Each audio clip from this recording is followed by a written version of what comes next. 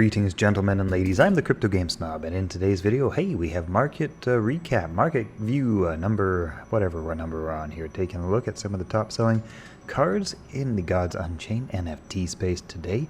And we've got some diamond cards on the move. A diamond sulfuric rain sold for $3,300. A diamond Eva, Baroness of the Dead, sold for $2,400. And we have two Arc of Amemos selling for $2,347. Actually, one sold for $23, one sold for $16. We also have a Jason selling for $1,300.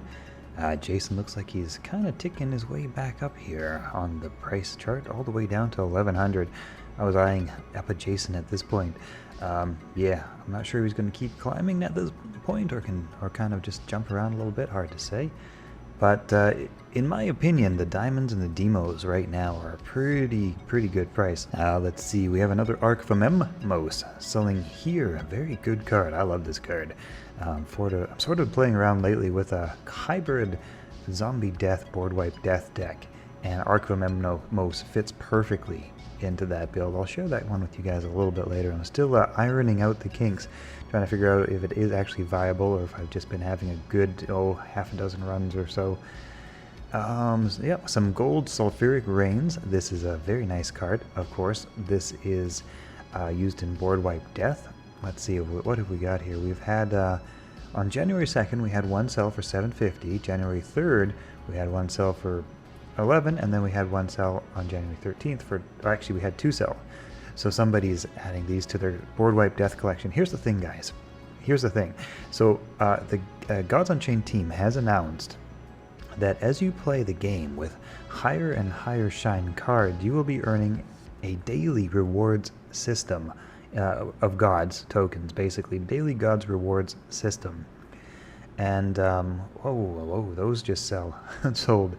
That's interesting. Wow, we have some Shadow Apocalypse Nows selling. Check that out. 3 of them, and then 3 more have all sold, and now you can only get them for around the 50. One more left at 1,000, and then up to the $1,500 mark. Apocalypse Now typically sells around $500, so a Shadow for $900 seems like a reasonable price, considering that it takes 5 to make one, right? But here's what I think players might be speculating on. Maybe. Actually, I'm not sure if many people really know about this or realize this yet, but I think probably some of the smarty pantses do. And here's the thing. Playing with higher shine cards will earn you more daily rewards when they roll out the daily rewards gods system, which they did put a post about in their blog post just from the day before yesterday. Covered that. I'm still covering that. I've broken that into a few videos that I'm releasing over the next day or two here, so you guys will be getting that those updates soon. So theoretically, you would play, let's say you played with really high shine cards, you would potentially earn a whole lot more than you are earning with, meteorite cards, or shadow cards are obviously a higher shine card, or free cards obviously. And I think that's how they're kind of creating a meta staking system in the game. So yeah, anyway, I'll talk more about that in a future video. I'll explain my thoughts on that pretty soon. So there's some Trial of the Underworlds. We have Diamond, Gold, and Thunder, some Sirens of the Grave, and Shadow Odie, a couple of golden Necroceptors. Those look nice. A couple of golden Reaps from Genesis. Those look very nice. That's a powerful card. I love this card. This is a destroy creature and heal your god for 4. No downside, only upside. That's a nice card. Compost Charms, also really cool. I like those a lot. Just straight up 10 health. And if you have 8 cards in your void, add a random nature card to your hand for only 2 mana. Wow, that's a discount bargain price card. I love that. That's your revivification on steroids. Yep, sure is. Palace, Champion of Magic, awesome card. I love this card. You can get so much interesting utility out of value rather out of a Palace. Every turn he survives, he's going to get you another magic spell and another one and another one. If your opponent can't clear this, your hand's just going to be so loaded full of powerful spells. It's going to be crazy. It's going to be game swinging. Love me some Palace. Seasonal Rebirth. There's an interesting one.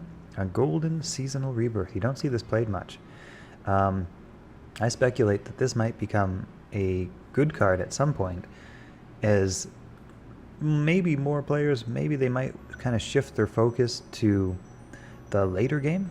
You know, like we have a lot of really early game nature blitz, but nature has some really cool high value cards, like high power later game cards as well. Dionysus, one of my favorite cards in the game. For example, an 8/8 with Roar that deals 4 damage to each enemy character, and you also add 7 random nature cards to your hand and set their cost to 1.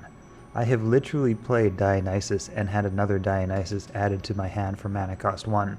Having 7 cards in your hand that you could just theoretically throw down the next turn if you wanted to for 1 mana apiece, that's crazy. That's a game swinging card right there. If you get to the end and you throw down your Dionysus, your win rate ratio goes up massively at that point. It's just crazy. Yeah, not only is Dionysus strong, 8/8 with a 4 damage to each enemy character on the card, you just get, you never know what you're going to get, but 7 cards at 1 mana, and they could be anything from mana 1 to mana 9 cards, but they're reduced to 1 mana, so it doesn't matter what you get, it's only 1 mana. I love Dionysus. That is one of my favorite cards in the game. I'm sad that it doesn't get as more play than it does. That's my only sadness about this card, is because it's so cool and so fun. It just, nature decks don't really go to 9 mana.